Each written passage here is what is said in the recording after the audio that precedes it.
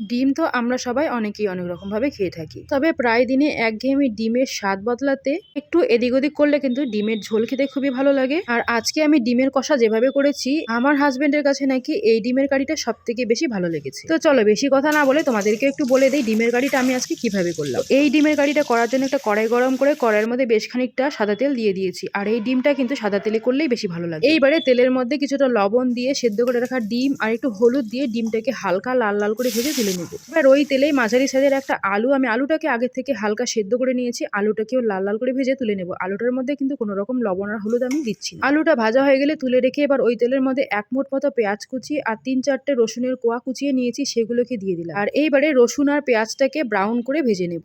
আর এই যে পেঁয়াজগুলো ভাজার সময় কিন্তু খেয়াল রাখতে হবে পেঁয়াজগুলো যেন কোনোভাবেই পুড়ে না যায়, তাহলে কিন্তু ডিমের ঝোলটা খেতে তেতো লাগবে। এইবারে যেটা করতে হবে, পেঁয়াজ আর রসুনটা ব্রাউন হয়ে আসলে দিয়ে দেবো কয়েকটা ধনেপাতার ডাঁটি। এবার অল্প কিছুক্ষণ ভেজে নিয়ে নামিয়ে নেব। আর এই পেঁয়াজ রসুন ধনেপাতাটাকে একটু ঠান্ডা করে নিয়ে বেটে নেব। এইবারে বাকি তেলে পুরো রান্নাটা কমপ্লিট করে নেব। তেলে দিয়ে দিলাম 2টো ছোট এলাচ, একটা তেজপাতা আর দারচিনি। ওটা মশলাগুলো থেকে একটু সুন্দর সেন্ট বের হয়ে আসলে দিয়ে দেবো আদা বাটা। আদা বাটাটাকে অল্প কিছুক্ষণ নেড়ে নিয়ে এবারে দিয়ে দেবো পেঁয়াজ, কাঁচা লঙ্কা বাটা আর ভেজে রাখা পেঁয়াজটাকে বেটে নিয়েছি, সেটা একসঙ্গে দিয়ে দেবো। এবারে মশলাগুলো তেলের মধ্যে কিছুক্ষণ ভেজে নেওয়ার পরে দিয়ে দিচ্ছি হলুদ, লঙ্কা গুঁড়ো, জিরে গুঁড়ো, ধনে গুঁড়ো। শুকনো মশলাগুলোকে দিয়ে আবারও কিছুক্ষণ কষিয়ে নেওয়ার পরে দিয়ে দিচ্ছি অল্প পরিমাণে জল দিয়ে মশলাটাকে আবারও কিছুক্ষণ খুব ভালোভাবে কষিয়ে নেব। আর যে কোনো রান্নায় মশলা যত কষাবো খেতে কিন্তু ততটাই বেশি ভালো লাগে। মশলা কষানো হয়ে গেলে মশলার সাইড থেকে কিন্তু কিছুটা তেল ছেড়ে দিয়েছে, এবারে দিয়ে দেবো ডিম আর আলুগুলোকে মশলার সঙ্গে কিছুক্ষণ কষিয়ে নেব। আর ওই যে পেঁয়াজ রসুন ধনেপাতাটাকে ভেজে নিয়ে যে বেটে দিয়েছিলাম, সেটার জন্য কিন্তু এই ডিমের ঝোলটা খেতে একদমই অন্যরকম লাগবে। তো ডিম আর আলুটাকে কিন্তু মশলার সঙ্গে আমি খুব ভালোভাবে কিছুক্ষণ কষিয়ে নিয়েছি। এবার স্বাদ মতো লবণ দিয়ে আবারও একটু জল দিয়ে কিছুক্ষণ কষিয়ে নেব। আর এই জলটা কোনো রকমভাবে শুকিয়ে নেওয়ার কিন্তু প্রয়োজন নেই। আবারও খানিকটা এর মধ্যে জল দিয়ে সঙ্গে ভালোভাবে মিশিয়ে নিয়ে পাতলা আর গোল গোল করে কেটে নেওয়া টমেটো ওপর থেকে দিয়ে দেবো।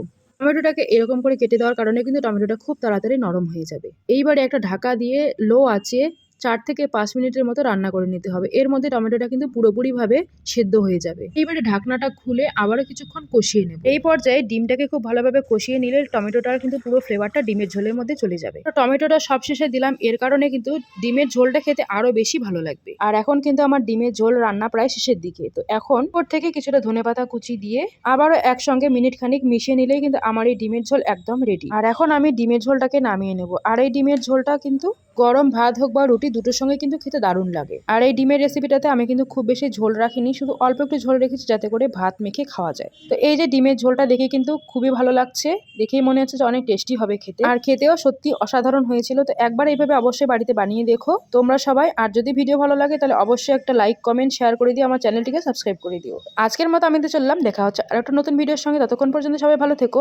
টাটা।